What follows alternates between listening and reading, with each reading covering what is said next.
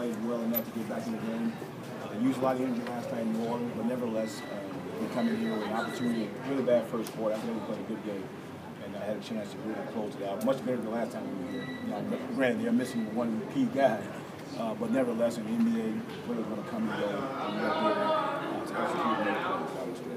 You just didn't shoot well from the floor tonight. Yeah, we didn't shoot well. You know, and sometimes I can be in travel, weary, back-to-back games. Your shoes got there, but you know, Marcus Thornton bounced back and played well tonight from how he played last night. And a clutch of other guys. Dante Green hadn't played in 3 or 4 games. Was right on the spot, did a good job defensively. It's a tough cover.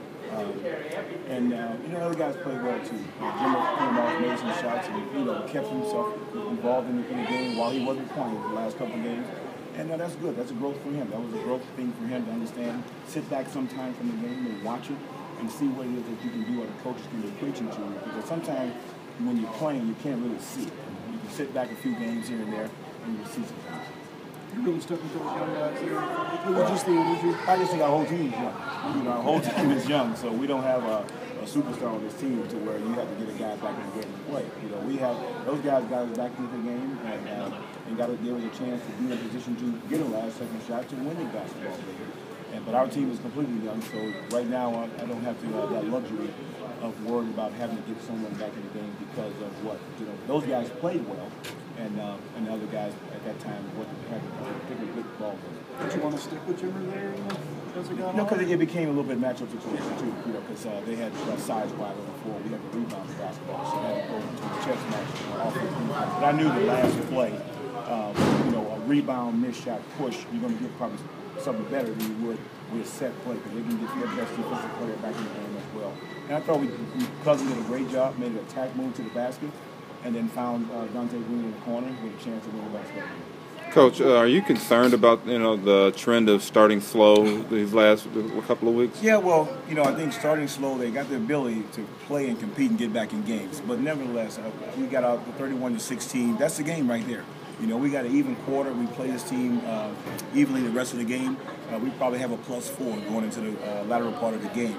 You know, but the trend is not a trend right for us right now.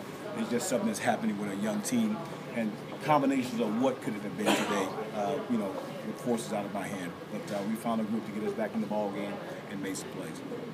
Mitch had one of his best performances tonight. Did you see that coming? Well, he's been not just playing, he's been playing rugby basketball, and he is a man down there. He plays in the trenches where you have to play with a physical game. And that young man has been playing well for over a week and a half now. They got an opportunity with guys being out hurt, and that's what happens. You know, he played in his area where he's going to play. He wasn't going to step out of his area and play. He stayed right where he knew he can be very effective, and did a great job with that. When you have a guy like Rubio, who's a tremendous passer, he sees the floor so well.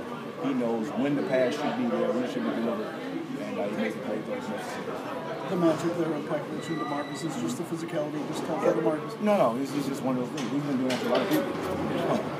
We watch film of this guy getting ready for this game, and he's ducking on every guy. You know, he's being physical down in the paint.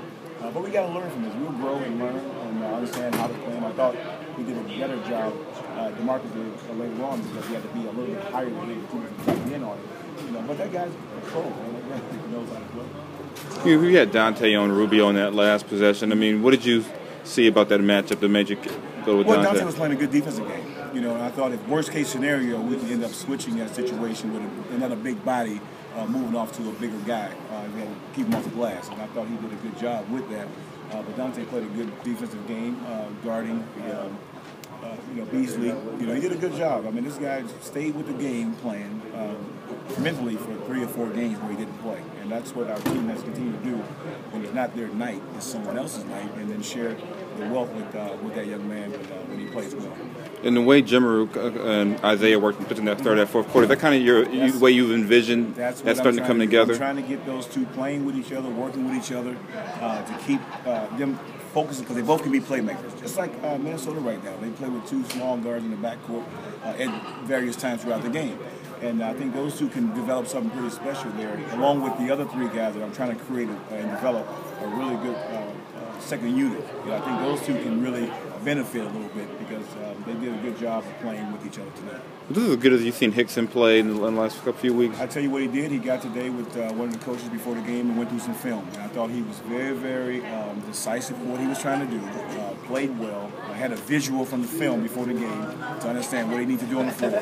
And that's what we've been missing. And I think he has to get back to being himself because some nights a guy won't have it. And he's going to be able to come in the game and play with his energy and the effort that he had tonight.